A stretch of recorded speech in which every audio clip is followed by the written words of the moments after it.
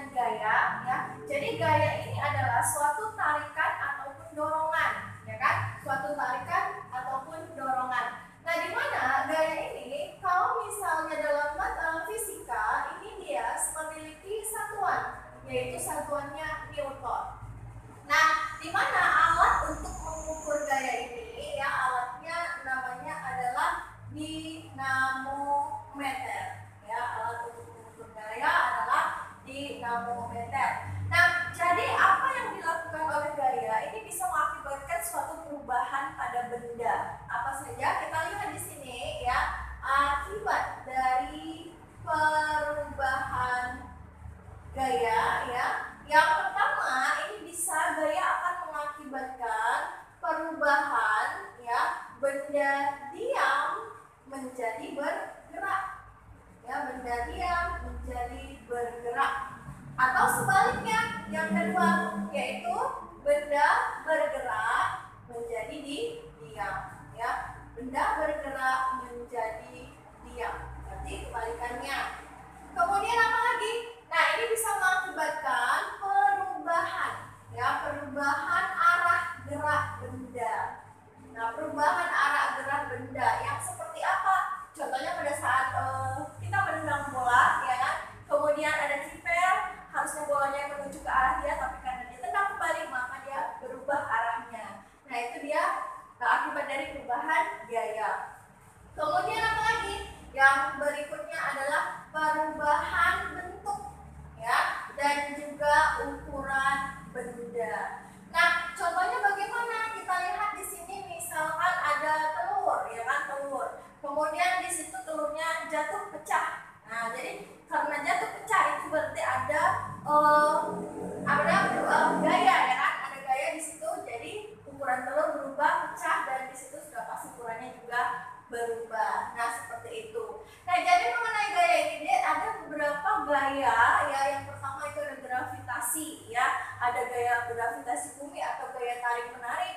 Kemudian nanti ada gaya listrik yang bersumber dari arus listrik. Kemudian ada gaya magnet ya. Itu adalah gaya yang berasal dari tarik-tarikan ya suatu benda, ya kan? Kemudian juga ada gaya gesek. Sekarang kita masuk untuk materi yang kedua, yaitu mengenai resultan gaya ya. Jadi apa yang dimaksud dengan resultan gaya? Resultan gaya adalah gaya-gaya yang bekerja pada satu garis ya, baik itu nanti penjumlahan maupun pengurangan. Nah, di mana pada resultan gaya, gaya ini dia merupakan besaran vektor. Apa itu besaran vektor? Yaitu besaran yang memiliki nilai dan juga arah. Nah, berarti kalau kita lihat di sini resultan gaya ini sangat mempengaruhi ya dari arahnya. Kita lihat yang pertama yaitu resultan gaya yang bekerja gaya searah. Nah, di mana kita lihat di sini pada gambar, apabila ada suatu benda yang akan diberikan gaya di mana dia gaya yang diberikan adalah searah, yaitu ke kanan. Jadi kalau ke kanan ini menyatakan positif, ya kan? Jadi di sini dia bernilai positif, maka resultannya sama-sama ke kanan. Maka di sini nilai gaya yang pertama F1 ini ditambah dengan gaya yang kedua, ya. Inilah dia untuk gaya yang bekerja secara searah. Nah, bagaimana dengan gaya yang berlawanan arah? Maka kalau gaya berlawanan arah, di sini diberikan suatu benda yang gaya yang pertama dia gaya ke kanan, kemudian diberikan gaya ke kiri, maka di sini dia resultannya ya F1 dikurang F2. Nah, ini dia apabila dia berlawanan arah. Sekarang kita lihat di sini gaya yang berbentuk sudut 90 derajat. Nah, kita lihat di sini gaya yang bekerja satu ke kanan, dia bernilai positif, dan yang satu lagi dia ke atas. Maka resultan bekerja di sini adalah ya F1 kuadrat ditambah F2 kuadrat. Nah, di sini dia dalam bentuk akar karena di sini dia membentuk 90 derajat. Nah, di sini dia berlaku hukum Pythagoras. Sekarang kita akan lanjut untuk subtopik yang ketiga, yaitu mengenai hukum Newton. Nah, Newton ini sendiri merupakan seorang ahli fisika ya yang menemukan suatu hukum Newton. Yang pertama kita lihat hukum Newton yang pertama. Di sini dia berbunyi bahwa benda akan mempertahankan keadaannya selama resultan gaya bekerja pada benda tersebut dia bernilai 0. Berarti di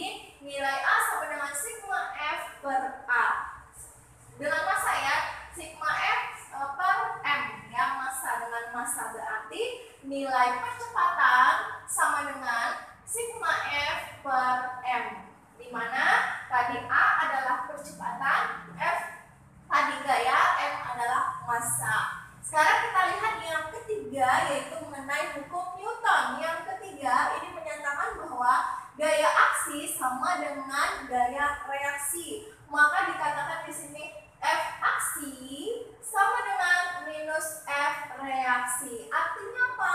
Apabila kita memberikan suatu gaya pada suatu benda, ini dia akan memberi pengaruh yang berlawanan. Contoh, apabila kita menumbuk dinding, ya kan, maka di situ bekerja gaya aksi. Kemudian kita merasakan sakit pada lengan kita. Nah, itu berarti kita merasakan gaya reaksi dari aksi yang tadi. Contoh lain, misalkan pada saat kita menembak, ya kan, menembak sesuatu. Kemudian pada saat kita menembak, maka gaya akan sedikit terdorong ke belakang, ya. Jadi tanpa sengaja kita akan terdorong ke belakang. Maka gaya yang kita lakukan pada saat menembak adalah F aksi, dan pada saat kita terdorong sedikit ke belakang itu adalah F reaksi. Nah, sekarang kita masuk yang berikutnya, yaitu mengenai gaya gesek. Apa yang dimaksud dengan gaya gesek? Gaya gesek ini terjadi apabila dua permukaan benda saling bersentuhan, ya. Jadi di sini dia terjadi apabila dua permukaan benda saling bersentuhan. Nah, di mana gaya gesek ini, ya, ini bisa kita katakan dengan Fs, ya kan, Fs atau gaya gesek.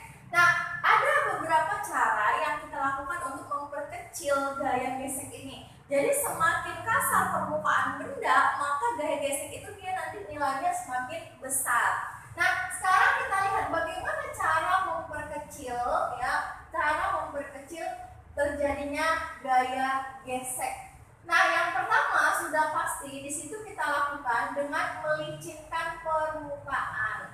Nah, jadi kalau misalnya permukaan benda tadi atau lantai tadi licin, maka gaya gesek ini dia akan berkurang nilainya, sehingga kita memudahkan untuk mendorong suatu benda atau mengangkat suatu benda. Kemudian apa lagi? Nah, yang kedua bisa kita memberikan suatu roda, ya, memberikan roda. Nah, jadi antara dua benda misalkan meja atau lemari, di bawahnya kita letakkan roda, di situ dia tentunya kita akan memudahkan pada saat mendorong lemari tersebut, ya kan, dengan adanya roda tadi. Kemudian yang ketiga apa lagi? Nah, di sini dia memberikan suatu alat, ya, suatu alat yang memisahkan, yang memisahkan dua benda yang bersentuhan tadi, ya kan. Contohnya pada saat kita menaikkan lemari, ya kan, ke atas. Nah, di situ kita letak supaya tidak bergesekan antara lemari dengan lantai, maka kita letakkan suatu benda, contohnya kertas atau mungkin papan, sehingga pada saat kita mendorong tidak terlalu besar. Nah, seperti inilah adik. Sekarang kita masuk untuk yang berikutnya, yaitu gaya berat. Ya, apa yang dimaksud dengan gaya berat? Nah, gaya berat ini, ya, di sini terbentuk, ya, terjadi, ya, karena adanya pengaruh gravitasi bumi, ya. Terjadi di sini karena adanya pengaruh, ya, pengaruh gravitasi bumi. Nah, berarti kalau misalnya di luar angkasa ada nggak gaya berat ini? Tidak ada, karena di luar angkasa tidak ada gaya gravitasi bumi. Maka di sini gaya berat dilambangkan dengan namanya W, ya kan? W sama dengan M dikali G. Inilah dia untuk rumusan gaya berat, di mana tadi W adalah gaya berat, ya, gaya berat. Kemudian M adalah massa suatu benda, ya, di mana M di sini massa dinyatakan dengan satuan kilogram. Kemudian G adalah gravitasi bumi, ya. Baik, sekarang kita akan membahas untuk soal pengantar yang berhubungan dengan hukum Newton ini. Yang pertama, 3 buah gaya yang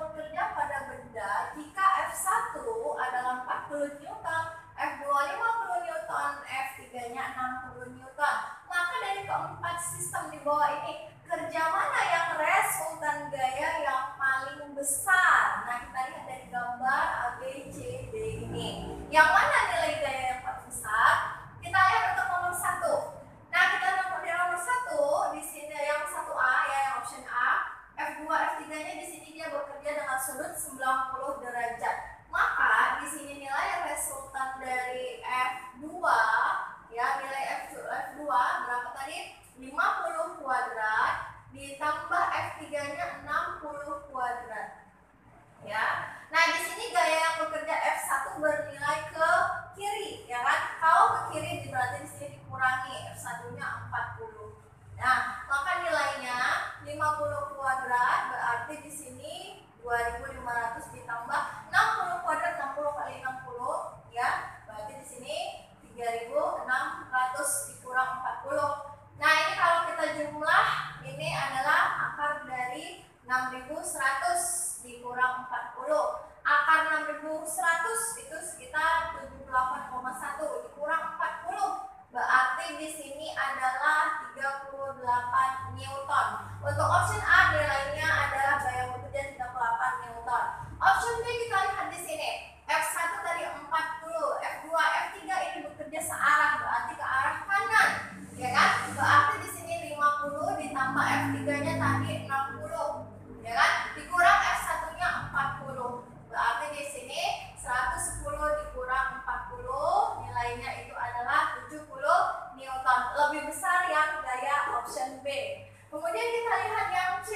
F1 dengan F2. F1-nya tadi 40 ditambah F2-nya 50 dikurang F3-nya adalah 60. Berarti 90 dikurang 60, gaya yang bekerja adalah 30 Newton. Kemudian kita lihat yang option D, F1-nya adalah 40, ya kan? Bekerja searah, F3-nya 60, dikurang ke kiri yang F2-nya 50. Berarti 90 dikurang 50, ya, berarti di sini 40 Newton. Nah, kita lihat gaya yang paling besar ada di option B, yaitu dengan nilai gaya adalah 70 Newton, ya.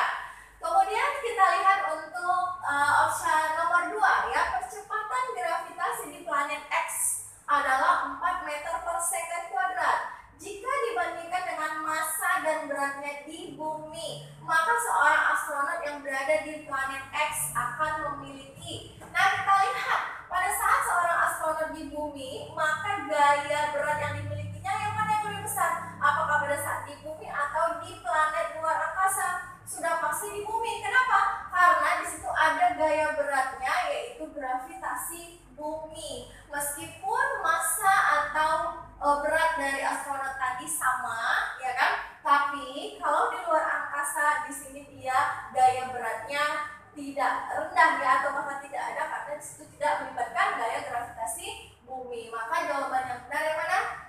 Massa dan berat lebih kecil? Tidak. Massa lebih kecil tapi berat lebih besar? Salah. Massanya sama, ya, massa benda atau massa astronot tadi sama, tapi beratnya lebih kecil. Maka yang benar adalah option C, ya. Sekarang kita lihat untuk soal yang nomor 3.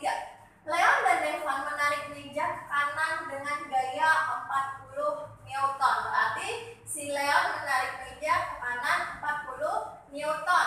Kemudian Devan ke kiri dengan gaya 45 Newton. Arah resultan gaya pada kasus adalah, nah kita lihat di sini. Berarti di sini gaya bekerja satu ke kanan, ya kan? Jadi F1 dikurang F2-nya. Berarti di sini 40 Newton dikurang 45 Newton. Jawabannya adalah minus 5 Newton. Kata minus berarti menunjukkan bahwa gaya yang bekerja adalah ke kiri, ya. Berarti jawabannya adalah 5 Newton ke kiri. Ini adalah option yang D, ya. Sekarang kita lanjut untuk soal yang berikutnya. Sebuah benda bermassa 10 kg mengalami percepatan 4 meter per second. Resultan gaya yang bekerja adalah, maka di sini dia berlaku tadi hukum Newton yang kedua, ya. Dimana tadi rumusnya adalah A, ya, percepatan berbanding lurus dengan gaya dan berbanding terbalik dengan massa, ya kan? Ini dia untuk rumusan hukum Newton yang kedua. Nah, yang ditanya adalah gaya, berarti yang ditanya adalah sigma F. Maka berlaku sigma F sama dengan M dikali A, kita balikan kembali. Dimana massanya tadi adalah 10 kg, dimana percepatannya adalah 4 meter per 40 Newton. Ini adalah option yang C. Oke, inilah adik-adik untuk materi kita hari ini, yaitu mengenai hukum Newton. Apabila ada materi yang kurang kalian pahami, boleh kalian tanyakan di ruang kelas belajar diskusi kita. Tetap semangat!